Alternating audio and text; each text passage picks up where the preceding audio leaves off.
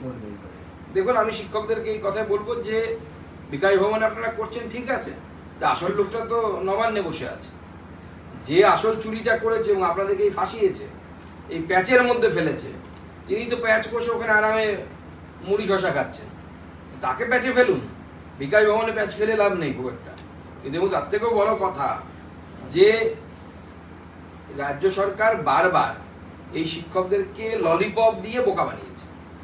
আপনারা কতদিন ললিপপ আমরা খাবেন আমরা জানি না, আমরা প্রথমে বলেছিলাম যে যতই ললিপপ দিক এই রাজ্য সরকার, কিন্তু বাস্তবিকতা হচ্ছে এই শিক্ষকদেরকে মমতা বন্দ্যোপাধ্যায় বৈধ অবৈধ লিস্ট না দেওয়ার ফলে তাদেরকে এমন জায়গায় ফেলে দিয়েছে যে আগামী দিনে এদের পরীক্ষায় বসতে হবে।